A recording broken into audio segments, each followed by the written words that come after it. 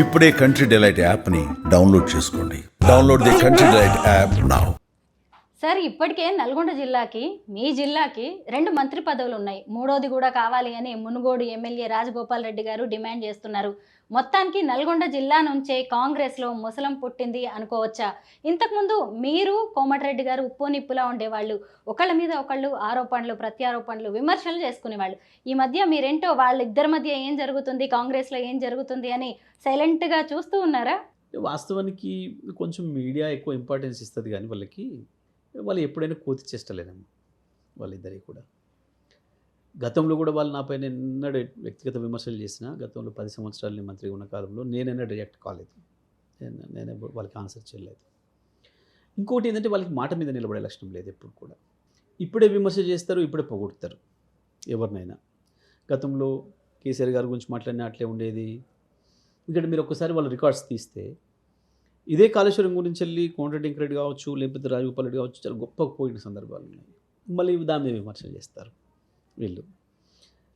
రేవంత్ రెడ్డి గురించి వెళ్ళి వాళ్ళు ఎవరు బయట వాళ్ళు కూడా అనే మాట్లాడినారు.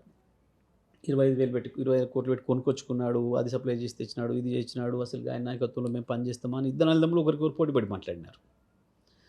మళ్ళీ వాళ్ళు వెంకటరెడ్డి ఏమో రేవంత్ రెడ్డి ఇంకా 10 సంవత్సరాలు ముఖ్యమంత్రి ఉండాలని నేను పూజలు చేసినా అని చెప్పినాడు మొన్న. మనం చూసినాం. అట్లా అంటాడా మీడియా ముందు? మళ్ళీ వెంటనే పక్కకు వేసేసి ఇవి తొందరగా మీకు వెళ్ళరా ముఖ్యమంత్రి అంటాడు. అది అందరికీ తెలుసు. నల్గొండలో మీరు ఏ రిపోర్టర్ అడిగినా మీకు కూడా తెలిసి ఉంటుంది ఆయన మాట్లాడేది. ఇట్లా ఉంటాయి వాళ్ళవి. సో కాబట్టి పెద్ద నాకు ఉప్పు నిప్పు అనేది ఏం లేదు. వాళ్ళు ఎప్పుడు ఏదో చెత్తమాటలు మాట్లాడుతుంటారు, నేను నవ్వుకొని పోతాను కుప్పిగంతులు అని.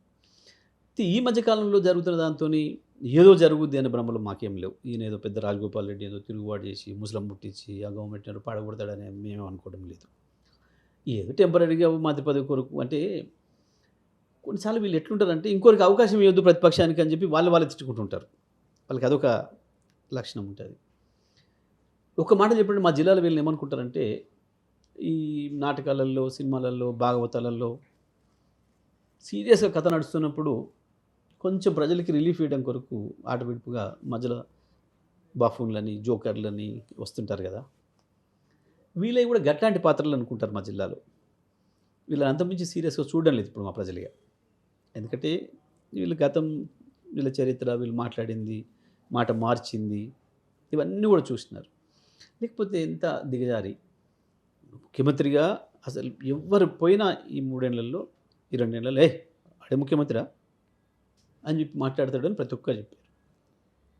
ఆ మధ్యన అయితే వార్తలు వచ్చినాయి, మనం అందరం కూడా చూసినాం.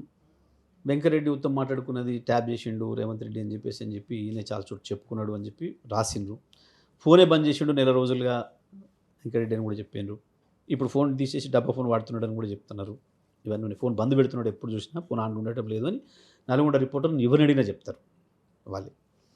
ఇవన్నీ జరుగుతున్నాయి. ఇవన్నీ ఒకవైపు జరుపుకుంటూ మొన్న ఏదో ఆయన క్యాంప్ ఆఫీసు గృహప్రవేశం చేసిన అని చెప్పి దాంట్లో ఈయన ఏదో ముఖ్యమంత్రికి ఫోన్ చేస్తే 2 సార్లు కలవలేదట మొదలు.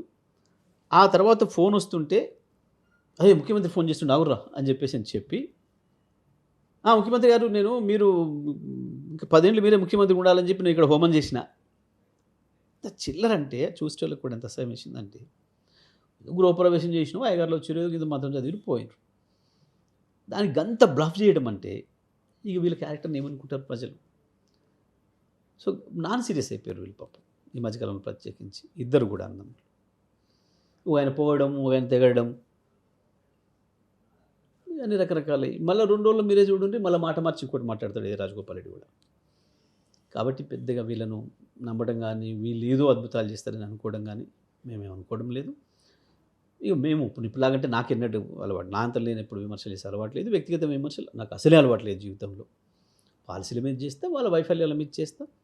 తప్పకుండా జిల్లాలో వాళ్ళు ఫెయిల్ అవుతున్న విషయాన్ని నేను జిల్లాకు పోయినప్పుడు ఇలా చెప్తున్నాను. నేను అనేక రంగాల్లో విఫలమవుతున్నారు జిల్లా నడపడంలో అని చెప్పి అక్కడేం కాంప్రమైజ్ లేదు.